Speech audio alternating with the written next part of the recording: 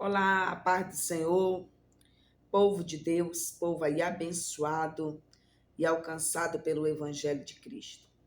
Estamos aí para mais uma aula, mais um vídeo aula em nome do Senhor Jesus. E hoje a gente vai estar estudando aí sobre Apocalipse capítulo 2. E desde já convido você parar, tirar um tempo aí do que você está fazendo, para você vir junto conosco aí aprender da palavra do Senhor Jesus Cristo, que Deus ele vai falar ao teu coração em nome do Senhor Jesus. Pois bem, para você aí que está chegando em nosso canal, para você aí que é novo aqui, né? Me chamo aí pastora Elisa Rocha e estamos aqui com esse trabalho da obra do Senhor Jesus Cristo. E creio que Deus ele vai também te alcançar através desse vídeo aula, através da obra do Senhor em nome de Jesus.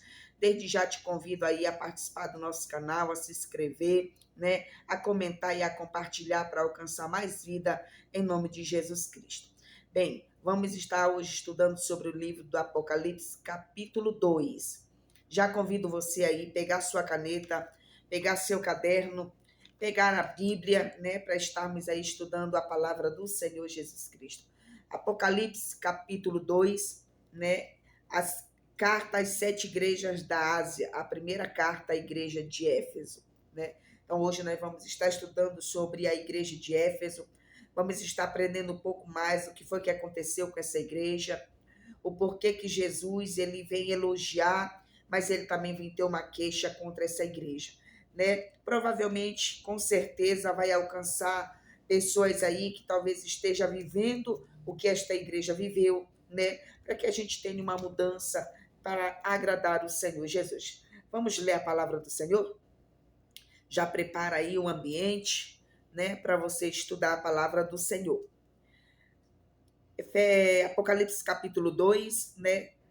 Escreve ao anjo da igreja que está em Éfeso, isto diz aquele que tem na sua destra as 7 estrelas, que anda no meio dos 7 castiçais de ouro. O verso 2 diz assim: Eu sei as tuas obras, sei o teu trabalho e a tua paciência, e o que não pode sofrer os maus tratos, e puseste a prova os que dizem ser apóstolos e não são, e tu o achas mentirosos. Olha só, irmãos. Então a gente vai ver aí a igreja, né? Quero dizer para você que ali atrás ali tem um meu parceiro Leão aí, né? Não vai se comportar, não vai quietar, mas não se preocupa não, que ele não vai dar trabalho, tá bom? Vai estar aí conosco aí nessa aula, em nome de Jesus. Então a gente vai estar entendendo um pouco mais do que aconteceu com a igreja de Éfeso. O que houve com esta igreja? Por que Cristo ele vem elogiar, mas também vem exortar a igreja de Éfeso, né? Então é isso que nós vamos estar estudando hoje. Estou um pouco gripada, não repare aí, tá bom? A gripe me pegou, mas enquanto tiver fôlego, né? Adore e louve ao Senhor.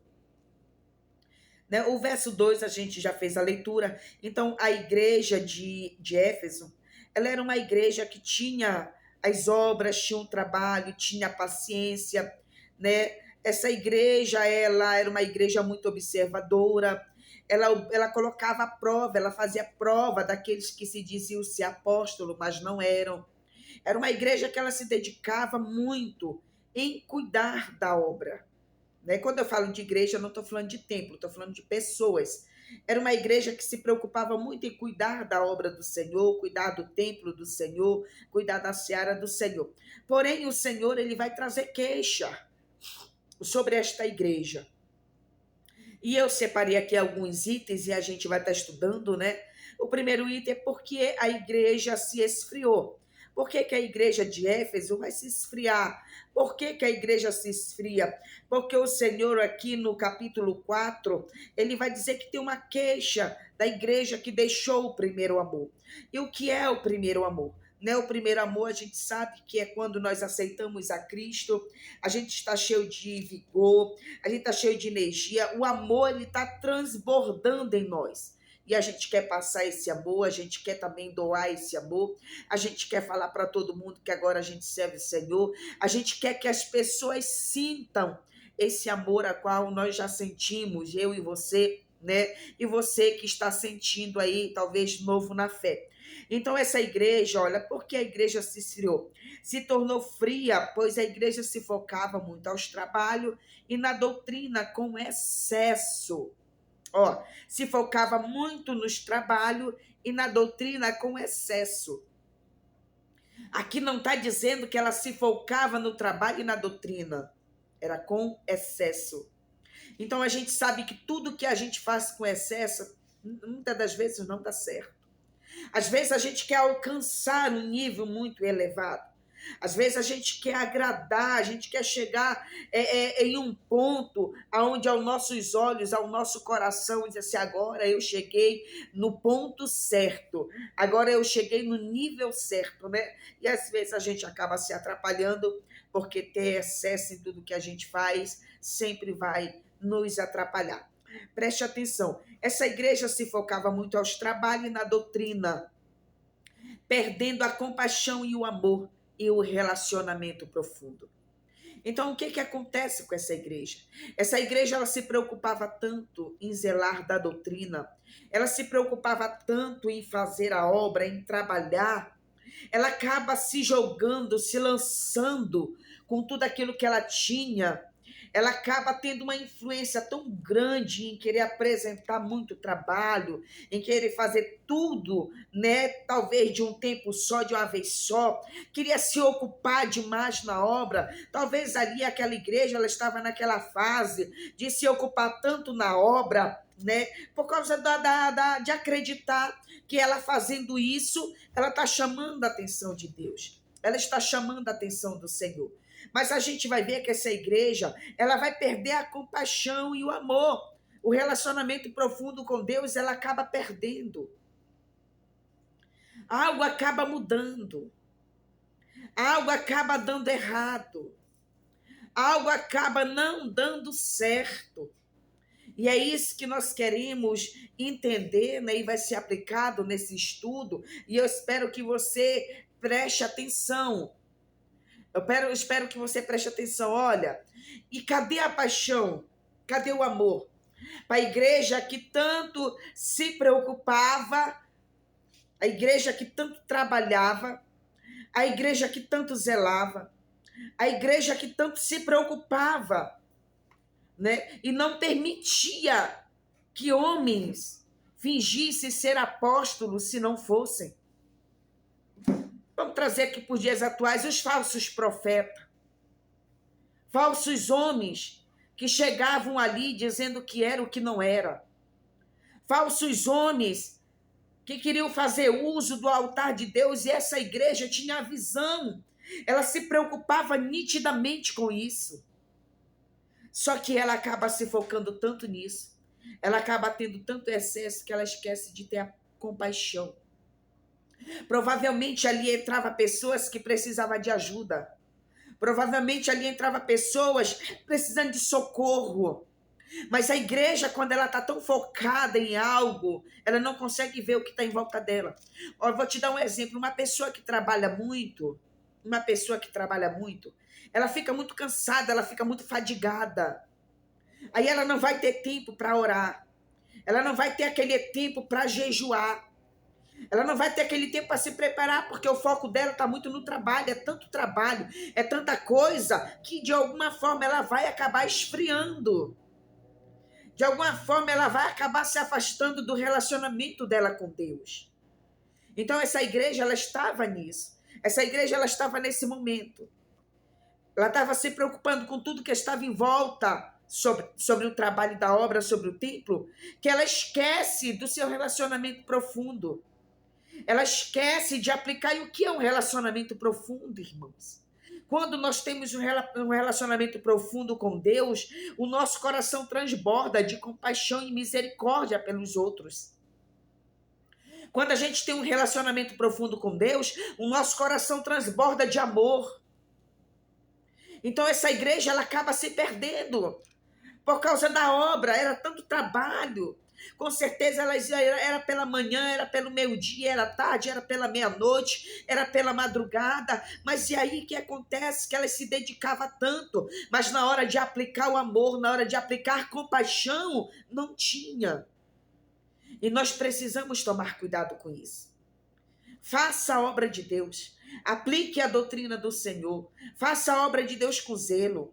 Faça a obra de Deus com amor. Mas não se deixe levar pelo excesso. Não priorize somente a obra. Tem outras prioridades. Por exemplo, em amar mais, em cuidar mais, em ter mais compaixão, em saber zelar de quem está precisando de um abraço, de um apoio. Então a gente vai entender que aqui, e aí ela acaba esfriando. Porque quando eu não tenho um relacionamento profundo com Deus, eu vou me esfriar. Quando eu não tenho esse relacionamento profundo com o Senhor, de alguma forma eu vou acabar esfriando na presença do Senhor. Porque o que me faz ter o fogo, o que me faz ter alegria, o que me faz ter o gozo, o que me faz querer, o que me faz sentir essa vontade, é o relacionamento com Deus. É o relacionamento com o Senhor. É o relacionamento da busca. E às vezes, né, provavelmente era o que estava acontecendo com essa igreja. Ela trabalhava tanto na obra, ela se dedicava tanto, que não tinha, estava tão cansada, que não tinha tempo para orar, não tinha tempo para jejuar, não tinha tempo para se relacionar. E quando nós não temos tempo de nos relacionar com Deus, não temos intimidade, não temos como nos aprofundar naquilo que Ele quer. Não temos como nos aprofundar naquilo que Ele quer que nós façamos.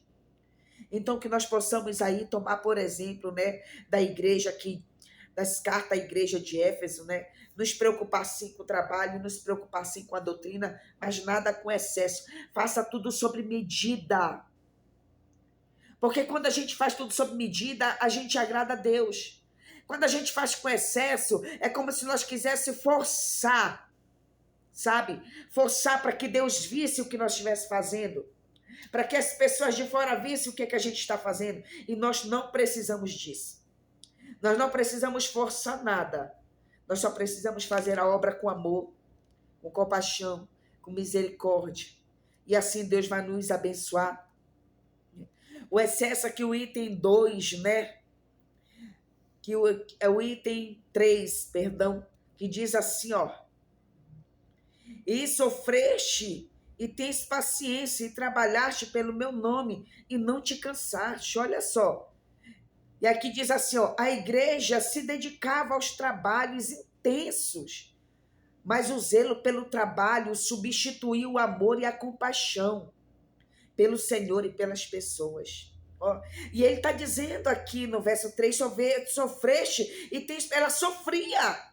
E ela tinha paciência, sofreste pelo trabalho, olha só, está dizendo que sofreu aqui pelo trabalho, trabalhaste, pelo meu nome, não te cansaste. Ela não se cansava, ela se dedicava, ela se lançava, ela se jogava mesmo, né? Mas olha o que acontece com ela, ela acabou substituindo o trabalho. Ela acabou substituindo o amor e a compaixão pelo trabalho. Então, quando a gente faz coisas com excesso demais, a gente substitui prioridades. E aqui a prioridade que Cristo está querendo dizer para essa igreja, a prioridade dessa igreja não era só o trabalho. A prioridade não era só o que elas tinham que apresentar. A prioridade aqui era o amor e a misericórdia. Porque quem estava fora estava observando essa igreja. Quem estava do lado de fora estava observando o que ela fazia, o que ela praticava. Quem está de fora está te observando. Quem está de fora está nos observando. O povo lá fora está observando como é que a igreja está fazendo. É por isso que às vezes a gente tem dificuldade de ganhar pessoas. É por isso que às vezes tem dificuldade de semear essa palavra no coração das pessoas, porque as pessoas estão vendo o povo todo dia dentro da igreja, estão vendo o povo direto na igreja, estão vendo nas redes sociais, fora das redes sociais, o excesso de culto, de pessoas no culto todo dia, é de manhã, é de tarde, de noite, mas não estão amando. Na hora de abraçar um miserável pecador, não pode. Na hora de ter misericórdia pelo escravo do pecado, não pode. Na hora de semear compaixão na vida de quem está lá fora, não pode abraçar, porque não faz parte do reino. Então, que nós possamos acordar, faça a obra de Deus, se dedique, mas não faça por excesso para querer chamar a atenção de Deus. Nós não vamos nos destacar no céu fazendo a obra de Deus dessa forma. Se destaque no céu fazendo a obra de Deus, guardando os princípios de Deus, amando e tendo compaixão do teu próximo, para que o nome do Senhor seja glorificado através da tua vida. Veja bem aqui o verso 4, né? O verso 3 diz: sofreste, tem paciência, né? Aqui o 4 diz assim, ó: tenho, porém, contra ti que deixaste o teu primeiro amor. O que é primeiro amor, irmãos? Na presença de Deus, todos nós, né, já passamos por isso, tem uns que estão passando, né, por isso. É muito bonito quando você vê alguém que aceita Jesus, ele vem com a sede, ele vem com a dedicação. Para ele não tem tempo ruim, não tem chuva, não tem sol, não tem branco, não tem negro, né? Não tem doente, não tem são, não tem classe média alta nem baixa. Ele só quer saber de amar. Ele quer saber porque ele está envolvido naquele primeiro amor. Ele está cheio daquele amor dentro do coração dele e ele quer passar para quem está perto dele. A igreja se dedicava. Aqui, então, o verso 4, perdão. O verso 4, né? Tenho, porém, contra ti que deixaste o primeiro amor, né? Então, essa igreja deixa o primeiro amor. Por que ela deixou o primeiro amor? Porque o foco dela não estava mais no amor, o foco dela estava na obra. Quando eu falo na obra, não é na obra, só na obra de Deus, é nos trabalhos com excesso. Por que ela deixa o primeiro amor? Porque ela se dedica em fazer. Ela se dedica em prestar serviço. Ela se dedica, ela vira voluntária com excesso. Mas ela perde. E o Senhor está dizendo: tenho, porém, contra ti. Quando ele se refere, eu tenho, porém, contra ti, ele está dizendo: eu tenho essa queixa contra ti, isso aqui não está certo. Tu está trabalhando muito, tu está tendo paciência, mas olha para trás. Observa onde tu paraste. Observa quando foi que tu parou de amar mais. Observa quando tu parou de ter mais compaixão. Observa quando tu parou de estender as tuas mãos para aquele que necessita. Observa. Então, né, irmãos, vamos fazer a obra de Deus com zelo. Vamos nos dedicar, né? A gente aqui tem aqui, ó, o que significa tirar do seu lugar o castiçal e o candelabro. Glória a Deus, né? E aí o verso 5, que eu vou ler aqui para você entender. Lembra-te, pois, de onde caíste e pratica as primeiras obras, quando não brevemente a ti virei e tirarei do seu lugar o teu castiçal e não, se não te arrependeres, né? Em algumas traduções está o teu candelabro, né? O teu candeeiro. E aqui, ó, o que significa tirar o candelabro, né? O tirar do seu lugar o castiçal ou o candelabro, né? É um indivíduo que representa a igreja de Deus, que emite levar a luz.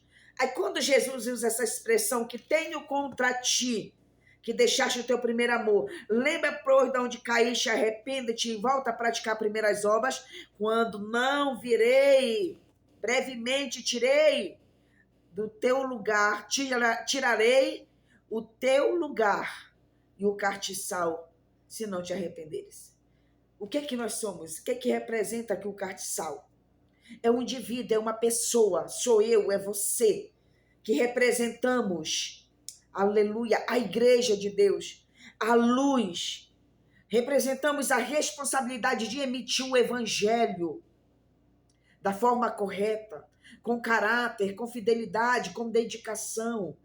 E ele está dizendo aqui: se tu não te arrependeres, e se tu não voltares ao teu primeiro amor, eu te tirarei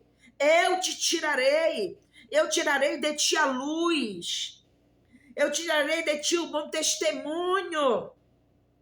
Então, irmãos, ele está dizendo aqui, não. Então eu tirarei de ti, aleluia, o teu castiçal. Irmãos, isso aqui é coisa séria. Brevemente eu te virei e tirarei do seu lugar o teu castiçal. Então a gente não quer isso. A gente não quer que Cristo nos tire. A gente não quer que Cristo tire a luz que está em nós. A gente não quer que Cristo tire o conhecimento que está em nós. A gente não quer que Cristo tire o chamado que está em nós. Nós não queremos nada disso, mas para isso acontecer, nós precisamos emitir o Evangelho de Cristo com amor. Nós precisamos nos dedicar ao amor, nós precisamos nos dedicar à firmeza do Evangelho, aleluia, amando não só somente o Senhor e nem somente a obra, mas amando o nosso próximo, ajudando o órfão, a viúva, o necessitado. Que adianta trabalhar tanto, que adianta estar tanto em cartaz, que adianta viajar tanto fazendo a obra, que adianta pregar muito, cantar muito, mas não visita a viúva, não visita o órfão, não visita os necessitados. Isso é amor, só visita a viúva, órfão e necessitado quem ama. E a igreja de Éfeso está passando por isso, ela se dedicava em tudo. Com certeza estava ali de domingo a domingo no escuto, de manhã, de tarde, de noite, zelando do templo, cuidando do templo. Não é errado cuidar e zelar do templo, mas faziam com excesso, mas deixaram de visitar a viúva, deixaram de visitar os órfãos, deixaram de alimentar os necessitados, deixaram de alimentar os órfãos que não tinham pai nem mãe, deixaram de visitar as casas das viúvas que estavam ali sofrendo seu luto, que não tinham para onde ir. Então é isso que Cristo está dizendo: senão eu virei, aleluia, e tirarei de ti, do seu lugar, o teu castiçal. Ele pode nos tirar se nós não fizermos a obra com ordem. E fazer a obra com ordem não é excesso de obra. Porque tem pessoas que fazem a obra com excesso, mas faz, irmão, uma obra com todo respeito, imunda, relaxada. Tem pessoas que estão viajando de um lado para o outro nesse canto do Brasil, mas está com a vida totalmente relaxada. Faz a obra de qualquer maneira. Não está nem aí, não está preocupado, está achando porque sobe no altar para pregar, prega de qualquer maneira, não se preocupa mais na profundidade. Eu só tenho profundidade quando eu estou próximo de Deus. É isso que o Senhor está querendo alertar essa igreja. Lembra-te de onde caíste. Que eu e que você possamos nos lembrar do nosso primeiro amor.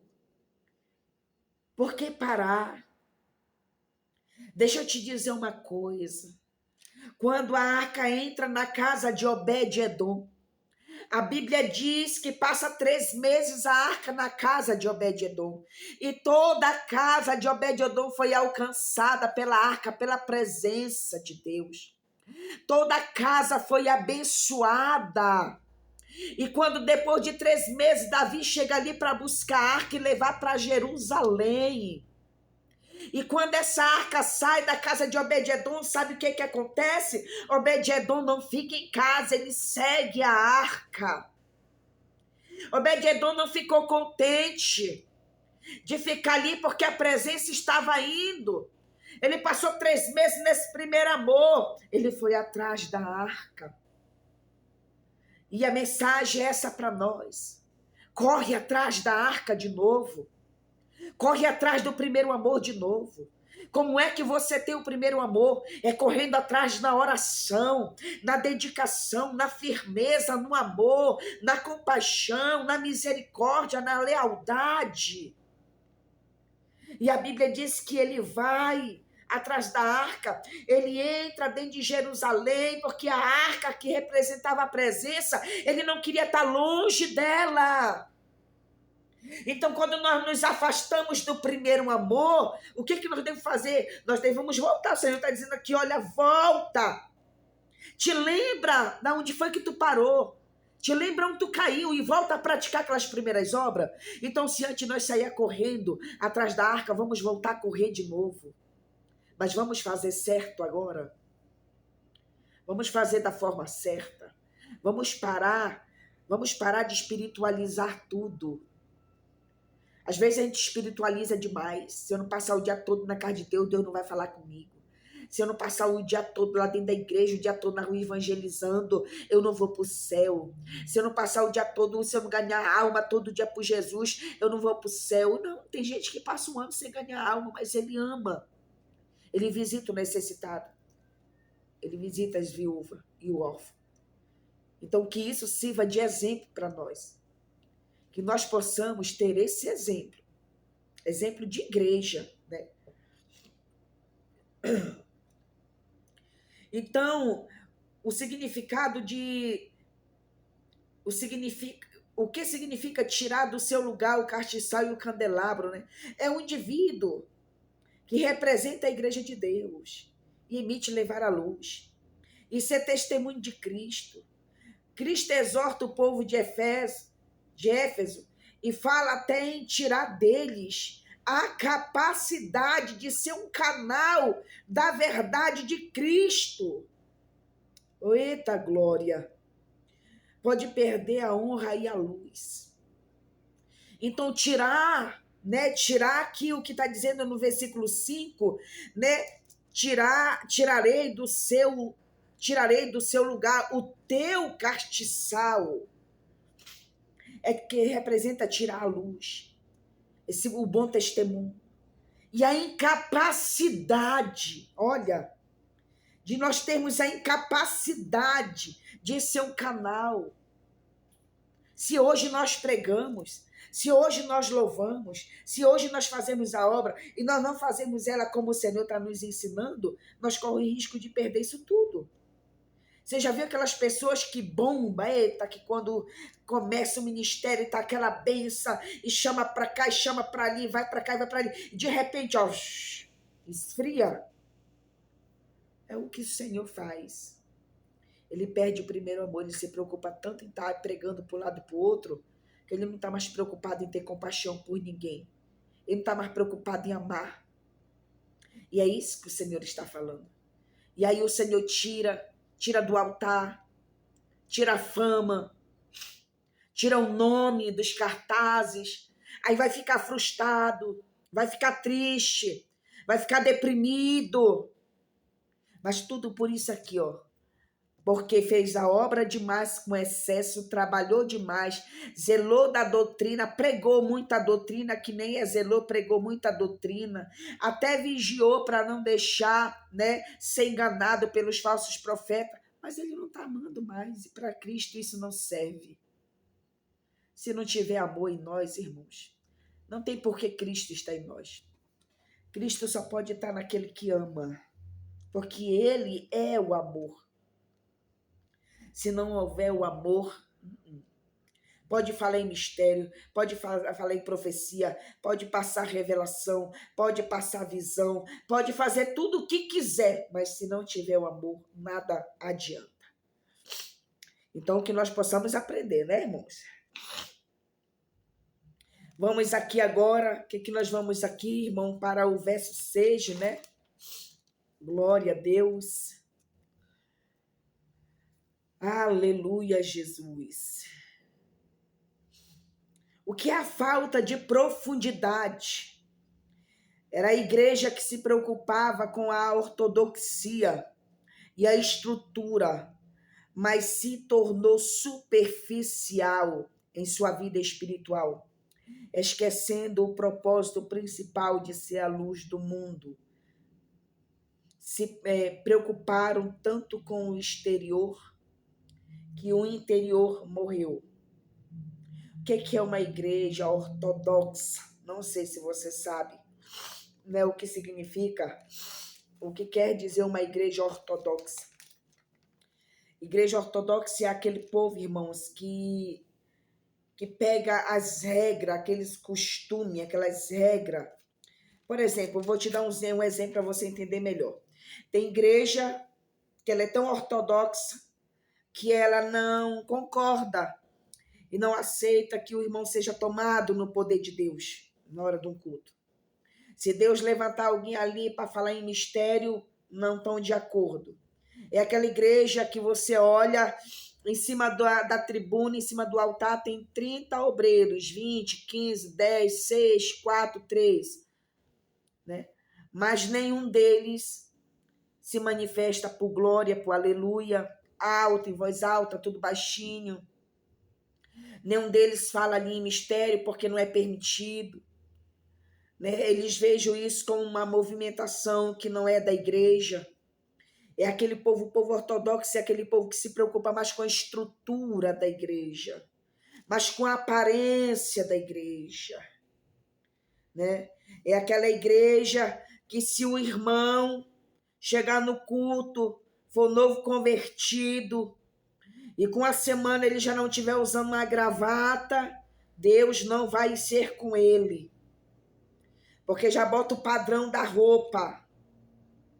Já acrescenta o padrão, não que a igreja possa se vestir de qualquer maneira. Mas é o tempo que vai dar resposta e resultado. Então o povo ortodoxo daquela época, sabe, era esse povo. Na igreja não, se eles pudessem, não permitiam entrar ninguém ali que não fosse cristão. Não se permitia entrar ninguém ali querendo ouvir a palavra, porque poderia atrapalhar o culto deles, que eles eram muito zelador dos costumes, da ortodoxia, sabe? E isso destrói a igreja. Existe igreja assim ainda. Eu já fui em igreja, já fui chamada para pregar em lugar que antes de eu ir, graças a Deus, eu fui avisada e eu tive que desmarcar. Porque o pastor é tão ortodoxo que disse, não, aqui o pregador não pode estar falando mistério, está pulando, para induzir a igreja. A igreja não precisa disso para sentir a presença de Deus. Né? Então é aquele povo que está naquela regra, que acha que é o costume que vai salvar, que acha que é a roupa que vai salvar. Não que a igreja não precise andar bem vestida. Mulheres de Deus têm que andar com roupa com pudor, não como meretrizes.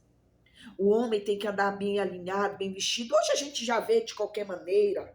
Hoje a gente vê homens nos altares subindo, né? Com camisinha aqui de manga curta, camisinha polo, e tá lá no altar, pregando com a calçazinha colada, um sapato, né? Um sapatênis que chama. Hoje em dia tá difícil tu ir pro público e ver o homem com a roupa toda social, um padrão bom, um padrão bem ajustado. Isso não é errado, esse é o certo. Mas eu não posso acreditar que só me vestindo assim que eu vou pro céu. Eu não posso desmoralizar aquele irmão. No altar de Deus tu tem que ter cuidado, mas tu não pode obrigar o irmão, então nem permite ele subir no altar. Né? A gente vê hoje mulheres aí, né? Não sou contra, não estou aqui para me julgar, cada um anda como bem quiser, como bem se achar melhor. Mas a gente vê escândalos acontecendo hoje. A gente não sabe mais as igrejas, a maioria das igrejas a gente não sabe mais se é igreja ou se é um centro de desfile de moda. Mulheres estão mais preocupadas em mostrar o corpo, em mostrar a roupa do que a adoração. Então nós precisamos nos vestir adequadamente, falarmos adequadamente, andarmos adequadamente. Isso tanto homem quanto mulher. Mas nós não precisamos ser um povo ortodoxo. Nós acreditamos no poder, nós acreditamos na manifestação da glória de Deus. Nós acreditamos que em um culto Deus pode levantar uma profetisa em mistério e falar com a igreja. Nós acreditamos que Deus pode levantar um vaso dele, um sacerdote, um profeta dentro da casa e exortar a igreja e falar com a igreja e abençoar a igreja e tomar ele mistério. Porque a igreja é isso. Quando nós se reúne no templo, irmãos, não é para a gente viver de bizarrice, nem de chocarrice. Mas para mim sair da minha casa, para mim sentar dentro de uma congregação e não poder nem abrir minha boca direito, não poder nem chorar direito, porque eu tenho que ficar igual a estátua, porque eu não concordo com isso, eu nem vou. Então essa igreja tinha esse problema, o povo era muito ortodoxo. O povo estava preocupado com a estrutura do templo. Como é que ele estava? Se ele estava bem alinhado, se ele estava bem ajustado. Não que seja errado. Mas se eu me dedicar só com a estrutura do templo e não me dedicar com os verdadeiros templos, que é o ser humano, não adianta. Então a gente precisa tomar esse cuidado, né, irmãos? Agora vamos continuar aqui, ó. Apatia espiritual, indiferença e falta de motivação, ausência de fervor e paixão às práticas. A obediência se tornou forte nas doutrinas. Os trabalhos doutrinários e costumes acabou substituindo o amor na igreja de Éfeso. Mas Jesus requer de nós um relacionamento mais íntimo com ele, né? Então a igreja, não é a igreja, ó, presta atenção aqui. A obediência se tornou algo tão sério, tão forte na doutrina, a obediência na doutrina, a obediência com o trabalho. Meu Deus do céu. Eles substituíram tudo por causa do trabalho. Deixaram de ter profundidade e relacionamento com Deus porque se dedicavam demais no trabalho. E eles obedeciam. Se o pastor da época, se o líder, né, que não tinha pastor, o líder da época diz assim para eles, ó, tu vai passar o dia todinho aqui e tu não vai sair para nenhum lugar. Tu vai ficar o dia todinho limpando, tu vai pintar, tu vai fazer tudo, viu? Isso durante 30 dias, não, tá bom, eu fico sem problema nenhum. Eles obedeciam tanto as regras doutrinárias, eles obedeciam tanto os trabalhos, os costumes. Aí eles substituíram o relacionamento. Já não tinha mais relacionamento, porque no lugar do relacionamento eles colocaram costume. Eu vou obedecer o costume. No lugar de obedecer o relacionamento, eu vou obedecer mais a doutrina. No lugar do relacionamento, de obedecer o relacionamento, não, eu vou obedecer mais os trabalhos. Eu vou me dedicar, vou chamar a atenção de Deus, porque eu quero chegar lá no céu, eu quero muito garladão, quero chegar lá com a minha mão cheia de trabalho. Mas sem amor, ninguém chega lá. Então precisamos tomar cuidado, né? O verso 6... Não substitua o amor de Deus por nada nessa terra, tá bom? Não substitua o amor do Senhor por nada, nada, nada, nada, nada nessa terra. O amor dele ainda é prioridade. O 6 diz assim: tem, porém, isto que aborrece as obras dos nicolaítas, as quais eu também aborreço. Nicolaítas, irmãos, era um povo, vou explicar para vocês quem era. Era um grupo de pessoas, né? Era um grupo de pessoas que promovia práticas imorais. Se o povo já era ortodoxo da igreja, o povo já mantinha regra firme, era tudo no pé da letra. Sabe o que é pé da letra? Eu acho que eles iam aceitar as obras do povo nicolaítas, que era o povo que trazia as obras imorais. Eles batiam de frente, eles confrontavam o povo nicolaítas. Talvez se tivesse pregado de uma forma diferente, talvez se tivesse demonstrado o amor, tinha até ganhado eles para Jesus, sabe? Às vezes é isso que está faltando em nós, tá faltando nós mostrar mais amor. A gente não pode aceitar as coisas de qualquer maneira, mas você já pensou se você ficar abordando as pessoas com regra? Se você ficar abordando as pessoas com a ignorância, com a rigidez? Já pensou se todo lugar que nós chegar para nós evangelizar, para nós visitar, e nós dizer, olha, tu tem que deixar isso daí, que isso aí vai te levar para o inferno.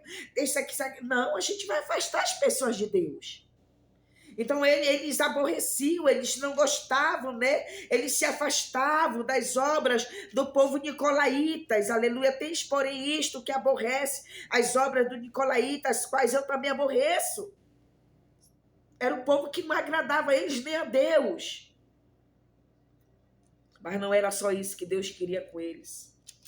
Eles tinham tanta qualidade, né? Mas estava faltando algo. E talvez a gente tenha tanta qualidade, mas ainda está faltando algo em nós, né?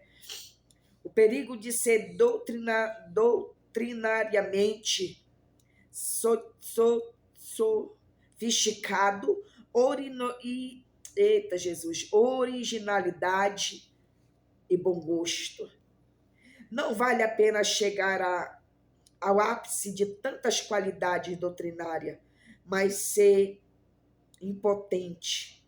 O amor te dá todas as armas para ser uma igreja viva, com alegria de servir a Deus com amor.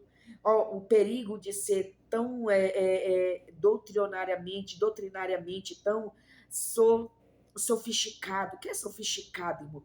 É aquela pessoa, né, que chegou no nível, né?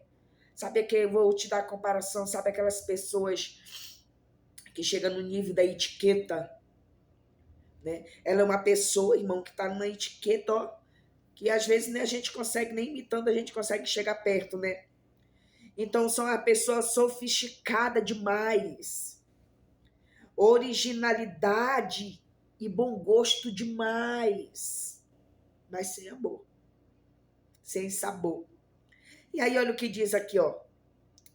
Não vale a pena chegar ao mais, não vale a pena chegar, né, ao mais alto nível de doutrina e ser impotente. Era o que estava acontecendo com essa igreja. Essa igreja chegou no mais alto nível de doutrina, mas era impotente no amor. Era impotente na misericórdia, era impotente em amar, era impotente em cuidar das vidas, das pessoas, como se deveria. E Cristo está nos ensinando. Então, ela era uma igreja potente. O amor te dá todas as armas para ser uma igreja viva e com a alegria de servir a Deus com amor. Quando nós temos esse amor, a gente vai se dedicar na doutrina, a gente vai ser obediente, a gente vai trabalhar na obra de Deus, mas a gente vai exercer tudo temperado. Nós vamos chegar no nível temperado, né? E o 7, ele termina o 7 dizendo assim, ó: quem tem ouvido, ouça o que o Espírito diz à igreja. E ao que vencer, dar-lhe-ei de comer da árvore da vida que está no meio do meu paraíso. Né? Então, nós temos ouvido, vamos ouvir. Vamos vencer, vamos ser fiel, mas da forma certa. Porque, irmãos, eu vou falar uma coisa para vocês com toda sinceridade. Eu já fui essa igreja de Éfeso. Há uns anos atrás na minha vida, eu era essa igreja de Éfeso. Eu era essa igreja que eu me dedicava 24 horas para a obra. Vou falar isso aqui rapidinho para você, para me passar para um outro assunto. Eu me dedicava, irmãos, com uma dedicação tão grande na obra. Era de manhã, era de tarde, meio-dia, era de tarde, era noite, era na madrugada.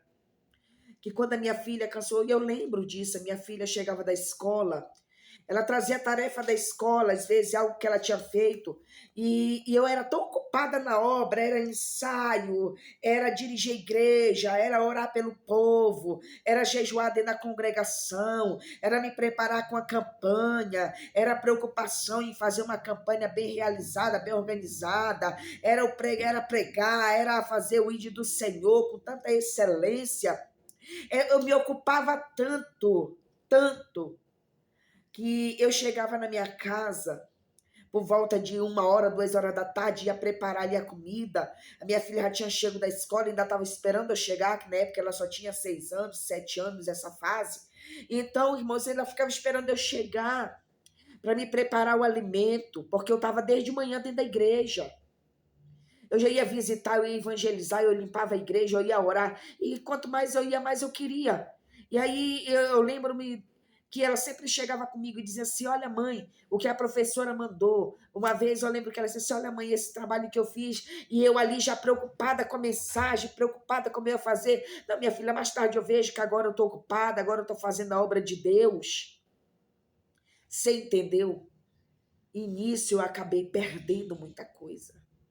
Porque eu não me preocupei em cuidar da minha casa. Eu me preocupava com o trabalho da obra, mas não me preocupava com o trabalho dentro da minha casa, em cuidar dos meus filhos, em cuidar da minha casa e me dedicar. Quantas mulheres, irmãos, eu vou falar aqui de mulheres, quantas mulheres aí com problema no casamento, marido brigando, principalmente marido que não é crente, brigando com a irmã, que a irmã não sai da igreja de manhã, de tarde, de noite, é todo dia, de domingo a domingo. E aí a irmã diz assim: eu que não vou deixar de fazer a obra de Deus para me te agradar. Eu que não vou parar de fazer, porque primeiro é o reino de Deus, tu fica em terceiro lugar. Tá tudo errado, irmãos. Quando o Senhor fala de em primeiro lugar o reino de Deus, tá falando do nosso coração, a prioridade nos nossos corações é o reino de Deus. E as demais coisas vão ser acrescentadas. Porque tu já pensou se a prioridade na nossa vida secular foi essa? E nós deixar nossa casa ao léu, para os lixos? Tem mulher que ela passa o dia todo na rua evangelizando, ela não tem coragem de limpar a casa dela. Não tem coragem de fazer a comida. Tem homem que ele se preocupa tanto em fazer a obra que ele não se preocupa de botar o alimento dentro da casa dele. Eu estou fazendo a obra, estou fazendo a obra. Então é isso que Deus está nos despertando aqui nesta noite, através desta aula. Vamos nos preparar melhor. Vamos nos capacitar mais da forma correta, sem negligenciar nenhum dos mandamentos de Deus. Porque todo o povo de Éfeso, ele fazia tudo, mas negligenciava um dos maiores mandamentos do Senhor, que era o amor. O amor é a base, o amor é a estrutura. Eles eram tão ortodoxos, se preocupavam tanto com a aparência da estrutura da igreja, mas não se preocupavam com a maior estrutura da igreja terrena, é o amor. É o amor de Cristo. Então precisamos nos posicionar mais, né? Precisamos aí nos preparar mais para tudo isso, para que nós possamos chegar a um nível que agrada a Deus. E eu quero deixar para você aqui, baseado, né, nesse estudo, né, sobre profundidade. Como é que eu consigo uma profundidade? Como é que eu alcanço a profundidade? Como é que eu alcanço essa profundidade de buscar a Deus? Então, Deus, ele tem várias formas de falar conosco. Deus, ele tem várias formas de se revelar a nós. Deus, ele tem várias formas de se revelar aos seus. Mas só tem uma forma de falarmos com Deus. Só tem uma forma de chegarmos até Ele, que se chama oração. Então, eu só tenho profundidade quando eu oro. Eu só sou uma mulher que tem profundidade na intimidade com Deus se eu for uma mulher de oração. Eu posso passar aqui um mês inteirinho só lendo, só estudando. É uma bênção e eu vou aprender muito. Eu vou ficar apta mesmo nos ensinamentos.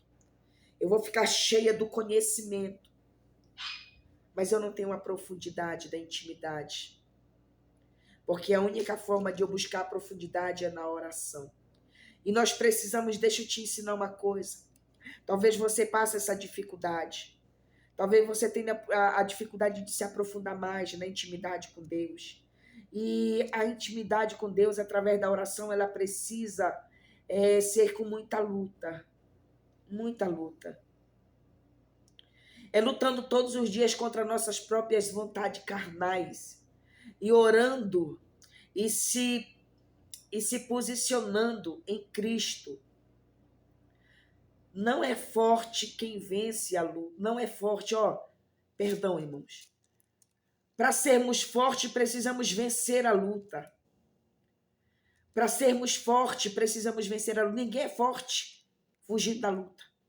A gente vai ter a base aqui em Davi. Davi, ele se torna um homem forte porque não fugiu da batalha. Tinham muitos homens ali perante o rei Saul. Quando se encontra, né, na batalha com Golias, o gigante. Então a gente vai ver que ali Davi, quando chega naquele lugar, observa o cenário. Davi não tinha estatura nenhuma, nem estrutura. Mas o que fortalecia Davi era a profundidade da intimidade dele com Deus. Mesmo sem ser visto. Mesmo sem estar sendo destacado. Como a igreja de Éfeso,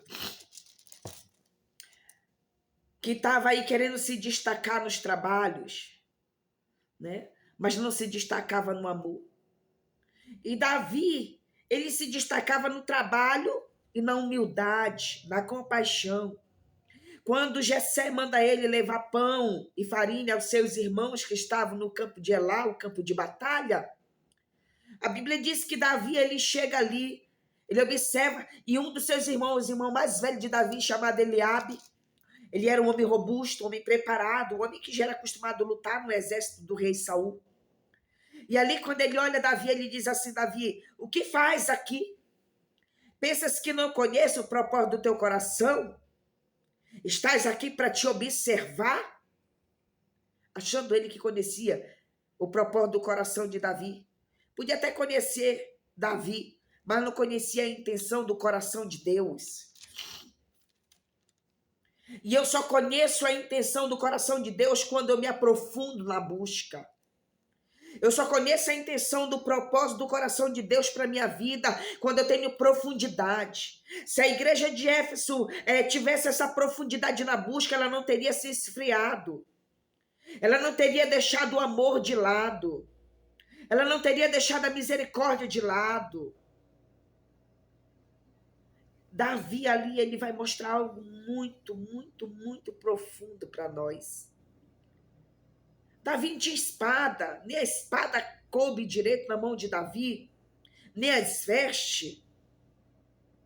O que vence não é o maior, vence é o que luta. Davi não era o maior, mas ele venceu com apenas uma pedra e a força de Deus que estava dentro dele. Quando ele lança o gigante ao chão, aí é que ele vai pegar a espada e tira, né, a cabeça do gigante Golias. Mas o que faz Davi vencer não foi o tamanho. O que fez Davi vencer não foi o destaque da multidão que estava ali assistindo. Foi a profundidade na intimidade com Deus, na obediência com Deus. Então talvez você está lutando e ainda não viu o resultado e já está querendo parar. Talvez você está lutando e não está vendo nada acontecer e está querendo desistir. Você não precisa ser grande para vencer, você só precisa ser lutador. Preste atenção. Ninguém vai para a guerra se não for para lutar. A guerra não é para ser assistida. A guerra não é um lugar, ninguém vai sair daqui para uma guerra, né? Com a guerra de Hamas ali contra o povo de Israel. Nenhum dos exércitos aqui do Brasil foi para lá para ficar assistindo de camarote. Foram para se arriscar. Então, ir para a guerra é lutar. E só se vence lutando. Como é que você vai romper essa falta de profundidade? Lutando na oração. Lutando na busca. E Cristo, ele vai te entregar. Cristo, ele vai permitir você alcançar. Aleluia. Então preste atenção. Davi ali, ele vence aquela batalha.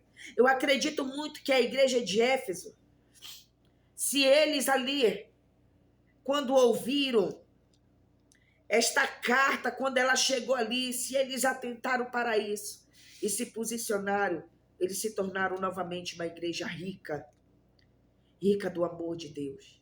Deixa eu te fazer uma pergunta. Você missionário, você missionária, você evangelista, pastor, diácono, diaconisa, obreiro da casa do Senhor, cooperador, né? Não sei qual é o teu cargo aí eclesiástico, não sei aonde que você já está. Deixa eu te fazer uma pergunta. Nós já estamos para findar o ano de 2025. Nós já estamos na reta final. Quantos lares de órfão você visitou? Quantos lugares, quantos orfanatos você já foi? Quantas casas de abrigo você já foi? Onde estão as pessoas que não têm família, os órfãos estão lá. Em quantos lugares desses você já entrou? Quantas casas de viúva que perderam seus maridos e ficaram sem condições, como aquela mulher que a Bíblia relata, né? Que o profeta chega na casa dela e ela está em desespero, porque o seu marido tinha deixado uma dívida para pagar e ela estava correndo risco de perder os seus filhos. E ali chega um homem de Deus para levar o socorro a ela através do azeite que foi derramado na botija. Quantas viúvas você já visitou que perderam seus esposos, que era o provedor da casa? Quantas vezes você já foi lá com a cesta básica? Ou até mesmo só com 1 quilo de feijão e um abraço? Uma palavra de incentivo, uma palavra de compaixão, uma palavra de consolo.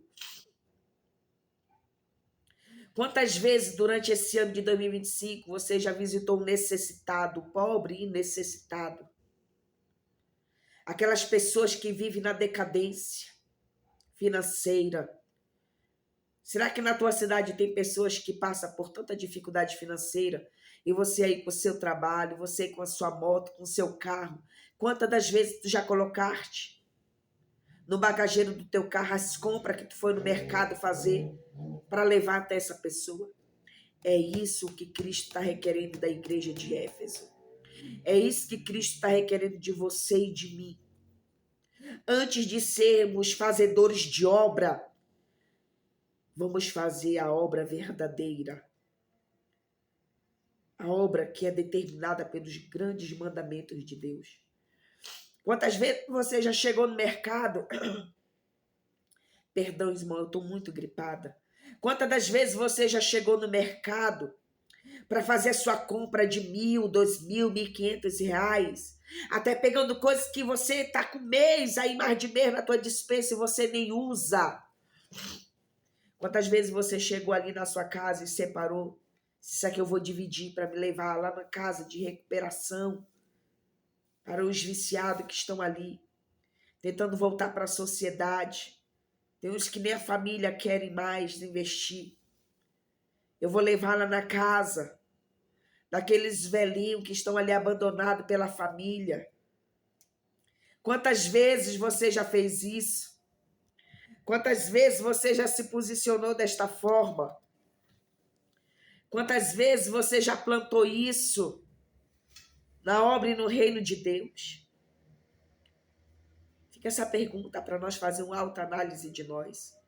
Mas você está em todos os cartazes. Você faz questão de postar, nós fazemos questão de postar nossos cartazes de igreja a igreja, de templo em templo, pregando a palavra de Deus. Mas não estamos sabendo amar. Não estamos sabendo ter misericórdia. Você é essa igreja. Se você é essa igreja, você está precisando lutar na oração para descer na profundidade com Cristo, na intimidade com Ele. Quando você alcançar o nível de intimidade, você vai entender o maior propósito dele. Você vai entender que igreja, ela não é para ser adorada. Igreja não é para ser estrela. Igreja não é para ser destaque. Igreja não é para todo dia estar sendo elogiada. Há um propósito maior. É para isso que Jesus morreu na cruz, para um propósito maior. A salvação. E enquanto estivermos nessa terra, há um propósito maior para nós como igreja. De semearmos o amor. Muitas pessoas deixam de ganhar seus vizinhos para Jesus, porque não demonstra amor. Só demonstra a dureza. Só demonstra a religião. Só demonstra a doutrina da roupa. Os costumes. Aí se acha, não, eu nunca saio do item desse, a minha vida é assim, só esse padrão. E às vezes nós estamos todos encapados, estamos todos bem vestidos, estamos com a roupa lá no pé, estamos os homens com a camisa até aqui. Mas estamos pregando religião, estamos pregando costume. E isso não vai fazer de nós pessoas bem vistas pelo céu. Era isso que a igreja de Éfeso vivia. Com certeza eles tinham uma linhagem de andar diferente. Me lembro-me que há 11 anos atrás, eu também fui igual a essa igreja. Lembro-me que na época eu morando no estado do Pará, e um dia eu achava muito bonito as irmãs, né, da minha época, da igreja na época, as irmãs das roupas de pano de oxifó. E eu me lembro que a maioria das irmãs na igreja onde eu congregava só usava roupa de oxifó. que não podia colocar um outro tipo de roupa, de outro tecido, porque não agradava a Deus. E me lembro que ali eu coloquei isso em mim. E eu passei quase um ano que eu só vestia minhas blusas até aqui, era até aqui, descendo o braço. E as saias de oxifó, né? E a gente sabe, para quem conhece tecido, oxifó, ele é um pano muito grosso, é um pano que ele não tem ventilação, né, para o corpo, muito fechado o tecido, esquenta demais. E me lembro que eu passava. Só que quando eu me adaptei a isso, eu me acostumei a vestir, a usar. Tava tudo bom, tava maravilhoso. Isso não é pecado, tá bom? Não é errado. Mas tudo que tem excesso tem religião. Tudo que tem excesso tem religião. Chega um tempo, já chegou uns meses para frente nessa época, que se eu visse irmãs que me saudavam na rua quando eu passava de outros ministérios, como elas não se vestiam como eu me vestia, para mim aquelas irmãs iam para o inferno. Elas não estavam na linha. Elas não estavam alinhadas.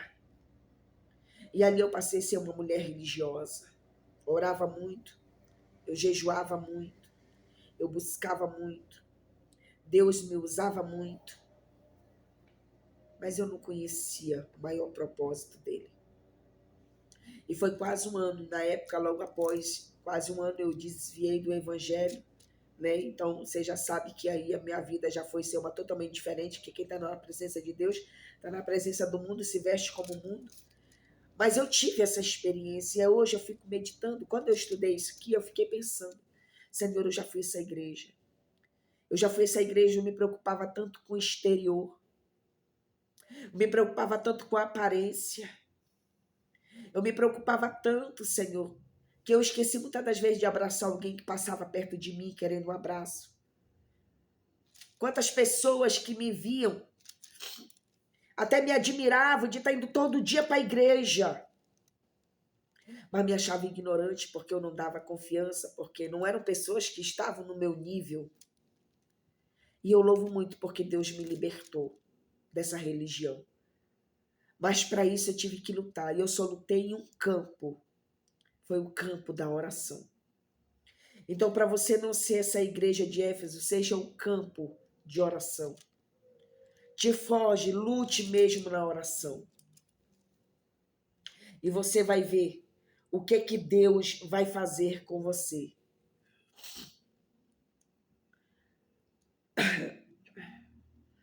Agora, irmãos, eu quero aqui trazer algo para vocês, né? Ainda aqui sobre a oração. E medite nisso. Eu sei que você é um homem que ora, uma mulher que ora, mas vamos parar de ser raso. Vamos começar a nos aprofundar mais. A oração, ela é a chave. Sabia que a oração, ela é a chave? Ela é a chave que abre muitas portas na nossa vida. E deixa eu te falar uma coisa, oração é um dever. Todos nós temos o dever de orar, quer nós ou não. Estejamos com vontade ou não, nós temos que orar. Você sabia disso? Ah, eu não senti de orar. Não, eu não senti de orar essa madrugada. Ah, eu não estou com vontade. Você nunca vai ter vontade, porque é um campo de batalha, é um campo de luta, é um campo de guerra. Quem é que vai sentir vontade de ir para o campo de guerra? Quem que quer ser baleado? Ninguém. Então a oração, ir para o campo de oração é um campo, irmãos, minado. É um campo minado. Mas nós precisamos ir. Porque a oração, ela é a chave. E essa chave, eu posso orar por você, mas a chave não está na minha mão. A chave da tua vitória não está na minha mão. A chave da vitória do meu irmão não está na tua mão. A chave da minha vitória e da tua vitória está na tua mão e na minha mão. A chave da minha vitória está na minha mão. É quando eu entendo que eu não oro só porque eu quero buscar algo na presença de Deus. É porque é um dever meu orar. E preste atenção numa coisa. Ninguém, dificilmente diz, assim, eu gosto muito de orar. É difícil. Pode ter. Eu não vou generalizar. Ai, eu amo orar muito. Eu amo passar 3 horas de joelho no chão orando, 4 horas falando com Jesus. Difícil, porque é uma guerra muito grande. Mas o segredo está aí, é nessa guerra. É no meio dessa grande guerra, no meio dessa grande batalha que fendas são rompidas para a igreja de Deus ser abençoada. Você precisa vencer isso. Você precisa orar. Você precisa usar essa chave que está dentro de você.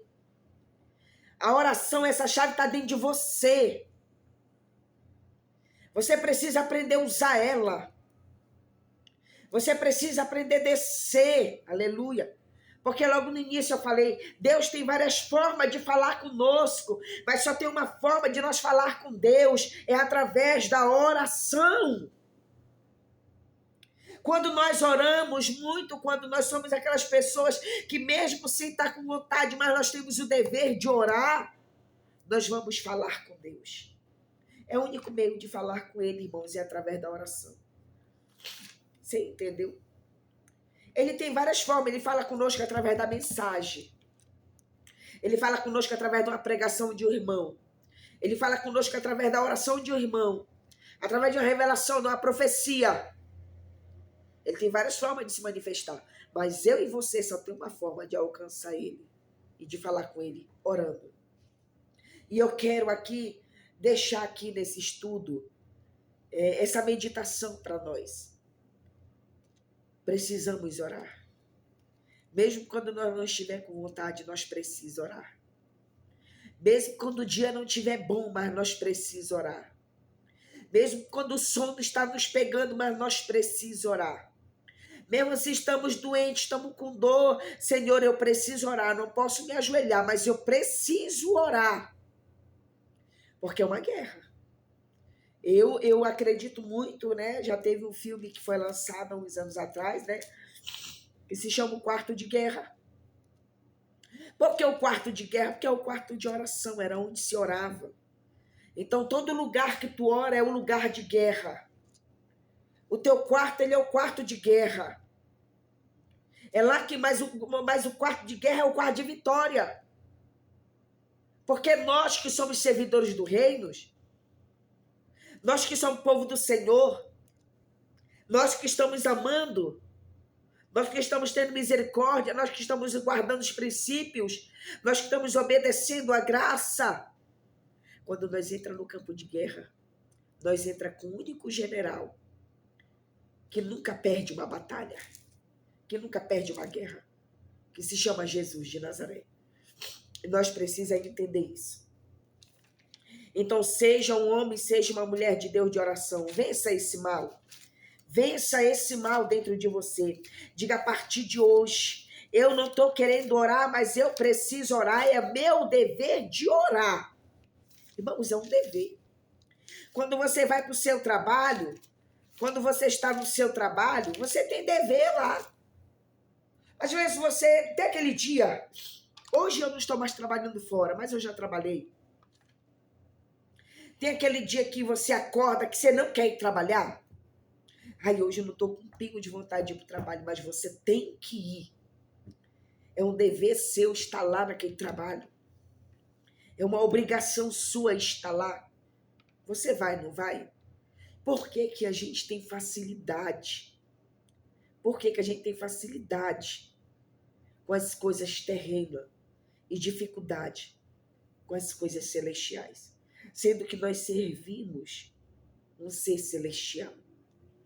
Então, às vezes, a gente se acorda naquele dia, hoje eu não estou a fim de trabalhar, hoje eu não estou com vontade de trabalhar, mas você precisa ir trabalhar, você tem que trabalhar, então não vai ter para onde você correr. Assim é a oração.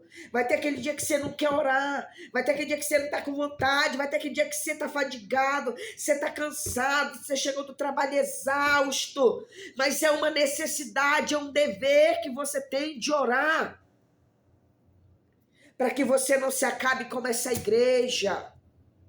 Para que o Senhor não diga assim, olha Maria, tu é obediente. Olha Maria, tu tá todo dia na minha igreja. Olha Maria, tu faz a obra direto. Olha, Maria, tu trabalha tanto, tu não para, vem para a igreja todo dia. Olha, Maria, tu faz a festa do cerco de oração, tu faz a festa dos jovens, tu faz a festa das crianças. Eu tenho me agradado de ti, não. Jesus vai olhar para si, oi, Maria, vem cá. Por que tu tá tão preocupado em mostrar o trabalho e não tá preocupado em fazer a minha vontade? Em fazer a minha obra da forma correta? Então, irmãos, nós precisamos. O que a oração gera? Gera o conhecimento a Deus, né? Que é o conhecer a Deus, se aproximar mais de Deus. Tem pessoas iletradas que conhecem a Deus profundamente através da oração. É verdade. Tem pessoas que não têm estudo. Tem pessoas que não têm formação nenhuma, mas tem uma profundidade com Deus tremenda. Você senta perto dela, você senta perto dele, o que ele te passa, o que ele te conta, as experiências que ele tem para te passar, deixa você de boca aberta. Sabe? Então tem pessoas, é o que gera a oração. Por quê? Porque ele ora. Ele é um iletrado, ele é um analfabeto, ele só tem ali até uma segunda, uma terceira série, ele só sabe ler, só sabe escrever o nome dele, mas ele conhece a Deus profundamente. Aleluia! Você precisa conhecer a Deus profundamente. Ninguém se conhece a Deus profundamente como lançadeira de um lado para o outro. Eu preguei esse mês em 10 igrejas. Você não conhece Deus assim. Deus tem compromisso, Ele vela pela sua palavra, Ele vai te usar por compromisso a sua palavra. Mas não significa que você conhece Ele no profundo. E o que é conhecer Deus no profundo? Quando eu conheço Deus no profundo, eu sei o que Ele quer que eu faça. Eu conheço a direção que Ele quer que eu ande. Quando eu estou na minha profundidade com Deus, eu sei a direção, eu não me perco. O meu barco sobe em alto mar, mas eu não perco a direção. É assim, irmãos. Eu entro no deserto, não tem lugar, não tem rua, mas eu sei o caminho de voltar. Tudo isso depende da oração. É o que a oração nos gera. Então, tem pessoas iletradas que conhecem a Deus profundamente através da oração. E tem pessoas que são letradas, tem pessoas muito estudiosas, muitos teólogos, né? Não sou contra. Pessoas que se dedicam, né, irmãos, a estudar, a ler muitos livros, mas não tem profundidade. Conhecer a Deus não é só nas palavras bonitas. Conhecer a Deus, irmão, é quando se apresentam os milagres, os frutos, né, das obras. Era o que estava faltando para a igreja de Éfeso. Voltar a ter essa profundidade. Porque eles foram se esquecendo. Então, vindo para os dias atuais, irmãos, aqui para nós, o que está acontecendo com a igreja do Senhor? Como é que está a tua igreja? Aonde você congrega? É uma igreja profunda?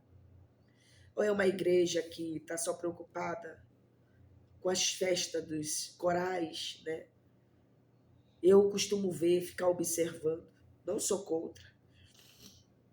Mas eu fico observando o quanto as igrejas nesses últimos tempos vivem de ostentação, de tanta festa. Início o ano é festa do cerco de oração. Antes do meio do ano é festa de criança. No meio do ano, festa de jovem. Antes de chegar o meio do ano para chegar ao final do ano, é festa do coral, né, de adolescente. E antes de virar o ano, né, é a festa do povo unificado. É tanto dos grupos. E deixa eu te dizer uma coisa, vem cá, ó. É tanta preocupação, o que é que acontece? Quando uma igreja trabalha dessa forma, ela já inicia o ano fazendo o quê? Preocupada com o trabalho para festa. Preocupada em colocar banca para vender, para ganhar dinheiro, para comprar roupa. Está preocupado na farda, preocupado com a farda que vai ter que comprar, com o sapato que vai ter que comprar. Ainda está preocupado com o dinheiro que tem que ajudar para dar, que é para cooperar na festa, porque é assim, não é assim. Não é assim na tua igreja, não é assim na tua cidade. Está tão preocupado. Ele participa de tanto ensaio. Ele está tão focado, a mente dele está tão focada ali que ele esquece de ser profundo. Ele esquece de ir para a profundidade, que ele não tem tempo mais. Nos dias de hoje, você vai de manhã, leva o menino para a escola, de lá vai para o trabalho, chega em casa para almoçar correndo, vai buscar a menina na escola, volta para o trabalho de novo, já sai do trabalho, já tem que ir para o ensaio, termina o ensaio, já tem que ficar no culto, termina o culto, aí que você vai para casa, para preparar a janta, para preparar a comida para o esposo, para os filhos. E aí você já está cansada. Você trabalhou o dia todo, você fez tudo isso. Que quando chega de noite você diz, ai Senhor, estou tão cansada. Hoje eu não consigo nem orar. Por quê? Porque está se dedicando a um trabalho só. Então, antigamente, há uns anos atrás, lembro-me eu, há uns 20 anos atrás, 20 e poucos anos atrás, que festa não era como hoje. Quando eu dizia assim, vai haver festa do circo de oração, que hoje é vários grupos, né? Grupo de louvor, ministério tal. Antigamente não era assim. Era criança, jovens e senhor, né? Ou circo de oração. E lembro-me que quando marcavam a festa ou congresso, era muita oração. Era 3 meses de campanha de oração, irmãos. Tinha que orar na igreja, tinha que orar em casa. Sabe? Não via a irmã brigando por causa da cor de roupa, que queria do jeito, outra queria do outro. A irmã líder do circo de oração, a irmã que comandava presidente do circo de oração, não ficava botando essa aqui, a regente escolhe o hino, a fulana escolhe não sei o quê, a fulana não, ela dizia assim, o hino é esse aqui, já apresentei para o pastor aprovou o hino que vai ser cantado vai ser esse. E ela dizia assim, tá aqui o hino, é esse aqui. E todo mundo dizendo amém, amém. Hoje, quando as festas acontecem, por que vira tanta ocupação, meu povo de Deus? Aí a presidente do circo de oração entrega para a regente escolhe o louvor, aí apresenta para a segunda regente, apresenta para a segunda não sei o quê. Aí quando é depois, não, esse aqui não prestou não, esse aqui não tá bom não, bora escolher outro. Não, esse aqui não tá bom não, bora escolher outro. Quando vem virar contenda, quando vem virar briga. Você entendeu? Antigamente não era assim. Antigamente era uma festa que tinha na igreja. Hoje é aniversário de pastor. Todo mundo que completa aniversário, o povo decora a igreja para levar o bolo para dentro da igreja, para festejar o aniversário. É aniversário de pastor, hoje já tem até dia do pastor, né? Antigamente só tinha mesmo dia de Cristo. Hoje é dia do pastor também já tem. É tanto da festa, é dia do pastor. É dia do obreiro, né? Chega dia das crianças. Antigamente, dia das crianças, irmão, os pais tinham que se virar para comprar presente. Igreja não era para dar presente. Igreja dava Bíblia. Igreja dava ensinamento, dava palavra. Não sou nada contra do que eu estou falando. As igrejas continuem fazendo tudo, que eu estou aqui dizendo que eu sou contra. Eu só estou mostrando aqui a igreja do passado para a igreja atual. Né? A igreja de costumes que eram diferenciados de hoje. Aí o que acontece? Nos dias atuais a igreja pega, né? Tem que ter a sala das crianças. Antigamente não tinha sala de criança separada, não. Criança ficava na nave da igreja, aprendendo a palavra de Deus. E foi aonde nós vimos muitas crianças sendo usadas nos dons. Muitas crianças foram levantadas no dom da cura. Hoje tá difícil, principalmente com a era desse celular. Tá difícil. Sabe, irmãos? Mas tudo por quê? Porque perdeu a profundidade da chave, que é a oração. Perdeu a profundidade de orar, de buscar. Antigamente, irmão, tudo era resolvido na oração. Para consagrar um obreiro, o pastor tinha que orar para Deus confirmar ele se era para consagrar. Hoje estão consagrando todo mundo. para ver a multidão. Estão preocupados com a quantidade, não com a qualidade. Antigamente não era assim. Antigamente, quando ia fazer uma festa do círculo de oração, um congresso, que era o congresso, quando ia se fazer o congresso, tinha que orar para Deus dar o tema do congresso. A presidente do círculo de oração chegava, bora orar, para Deus revelar para mim o tema do congresso. Ia todo mundo ia jejuar e orar, para Deus mostrar para ela. Sabe? Hoje em dia não. Quando a mulher engravidava antigamente, uma irmã engravidava, culto, ação de graça.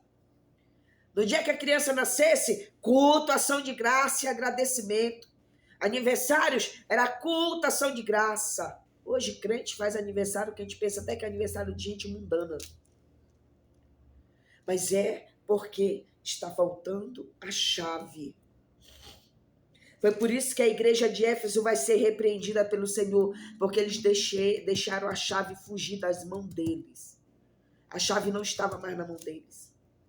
Você precisa ter a chave da oração. Você precisa lutar. Você precisa entender que Deus vai falar contigo de várias formas, mas você só tem um meio de chegar até Ele através da oração. Se não ora, não conhece a Deus. Se não ora, não chega até a Deus. Se não ora, não conhece nenhum caminho que chega no Santo dos Santos. Porque está como a igreja de Éfeso, está preocupada com os trabalhos. Hoje você vê as grandes igrejas, mulheres aí, 300 mulheres, todas bem vestidas para uma festa. Todas as mulheres se preocupando em gastar dinheiro com roupa. Não que não possa comprar. Sabe, irmãos? Mas de 300 mulheres, se tu vê dentro do coral, quantas daquelas mulheres semeiam o amor? Quantas será daquelas mulheres que saem na casa da viúva e do necessitado? Quantas será que vai visitar aquele que está na rua? Você está compreendendo o que Deus está falando? Mas por quê? Porque nós temos que voltar a buscar a chave. Se você perdeu, vai em busca dessa chave. Lembra que eu te falei de Obed-Edom? Obed-Edom, a arca entra na casa dele, a presença entra. E quando a presença sai de lá, ele não se contém em ficar, ele vai atrás da presença. Ele vai atrás, sabe por quê, irmãos? Quando nós vamos atrás da presença, nós somos, aleluia, renovados. Nós somos revestidos. Glória a Deus. Deixa eu te ensinar uma coisa. A arca foi à casa de Obed-Edom. Obed-Edom não foi até a arca. Primeiro ela entra na casa dele.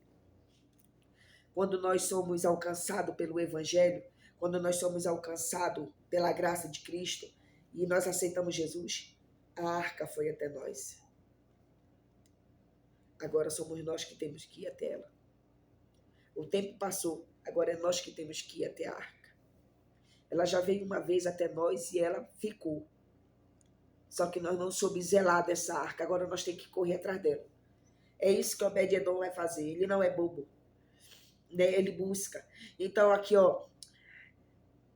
Pois quando somos novos convertidos, a arca veio até nós. Mas com o decorrer do tempo, nós que temos que ir atrás dela. Nós temos que ir. Porque tem os problemas, as lutas, as batalhas. Acaba nos desanimando. Mas eu quero te alertar nessa aula. Busque de novo. Corra atrás da arca de novo.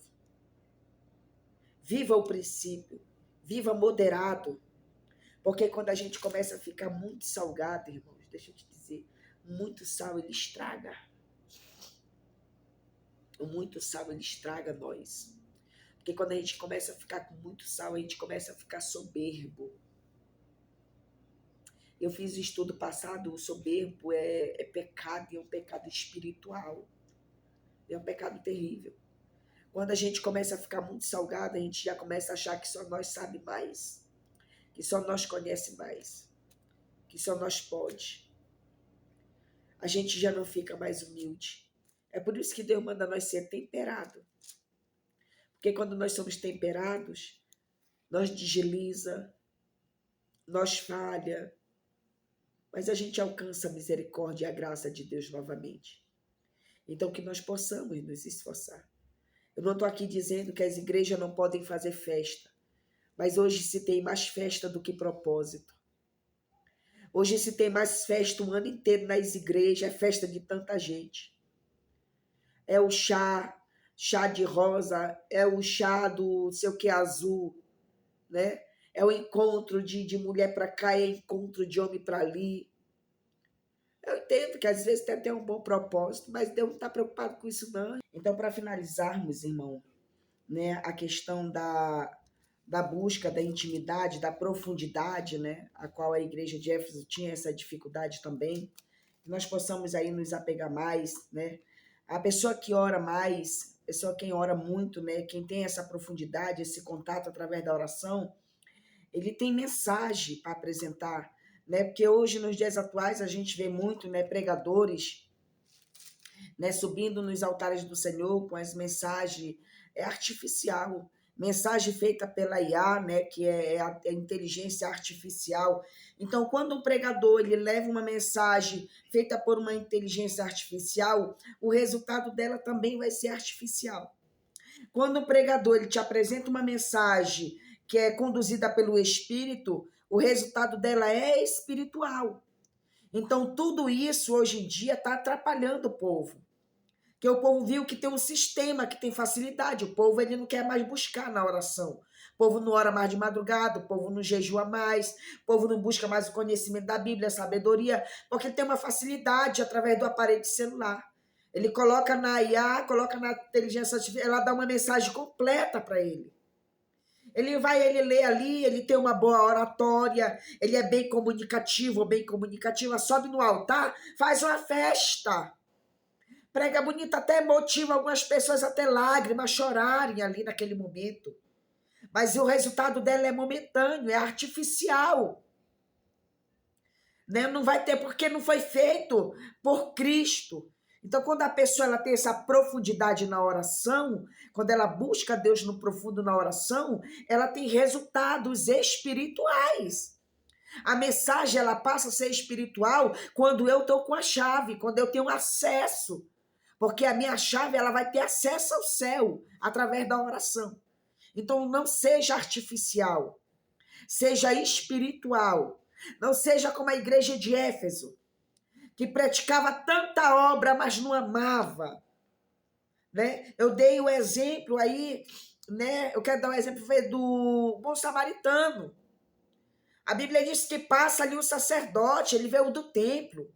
Estava orando no templo, mas viu um homem jogado à beira do caminho, nem olhou. Aí logo atrás veio um levita, estava louvando, cuidando da casa de Deus, que levita antigamente, na Bíblia, biblicamente falando, na verdade, os levita era quem cuidava do templo de Deus. Hoje não existe mais levita. Hoje existem pessoas que cantam, levita não existe mais. A linhagem de levita já foi tirada. Mas os levitas, biblicamente, eram pessoas que elas eram só para cuidar da obra de Deus. Elas louvavam, elas cantavam, mas elas eram só para cuidar da obra do Senhor. Então eles passavam o dia todo no templo, cuidando, limpando. Mas quando eles passaram que viram o homem jogado à beira do caminho, também não se manifestaram. Só que logo atrás também está vindo alguém que não orava, que não fazia obra, que não pregava, que não cuidava da casa de Deus, mas o coração dele tinha misericórdia, tinha um amor. Junta aquele homem da beira do caminho, leva para a hospedaria, paga tudo ali, deixa tudo bem encaminhado, cuida e vai preocupado, né? Diz, olha, qualquer dívida, a dívida que ficar aí, o que ele fizer aqui, o que tiver de gasto aqui, né, manda para mim que eu pagarei. Então, que nós possamos seguir esse exemplo, tá bom? Vamos fazer a obra de Deus, mas não vamos deixar de amar, né? Então, que hoje essa carta, né, a igreja de Éfeso, ela tem aí nos ensinado. É por isso que às vezes você está aí, as igrejas, tem muita igreja assim, né, irmão? Pessoas aí, eu faço a obra, eu tenho 3 cargos na igreja, eu faço tanta coisa na igreja, meu galardão tá conquistado, tá nada. Se não tiver amor, nada disso vai servir. Pode ter 10 cargos na igreja, pode ser consagrada a tudo que for preciso. Mas se tu não amar, se não tiver misericórdia, você corre sério risco na sua vida com Deus.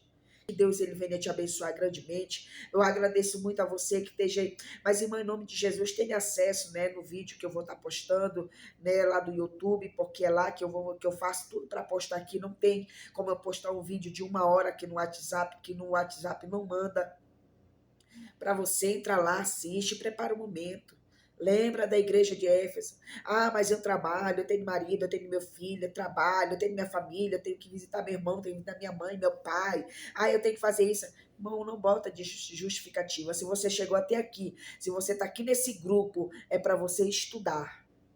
É para eu e você juntos aprendermos com o Senhor. Então te dedica, tira aquele momento, tira aquele tempo em nome de Jesus Cristo, que Deus ele vai te abençoar em nome de Jesus, porque tudo aqui é com dedicação e com amor para a obra de Deus. Que Deus em Cristo vos abençoe em nome de Jesus. Eu quero abençoar em nome de Jesus a tua vida, a tua casa, a tua família, o teu chamado, o teu ministério, e que o Espírito Santo de Deus abra a tua mente e o teu coração para que tu entendas, para que se abra dentro de ti um verdadeiro conhecimento da verdadeira palavra e do verdadeiro propósito de Cristo na minha e na tua vida, em nome de Jesus. Fiquem todos na paz do Senhor e até sábado aí estamos aí de novo em nome de Jesus, às 8 horas da noite até às 10, em nome do Senhor Jesus, vamos estar aí e eu conto com todos vocês. Que Deus abençoe, amém?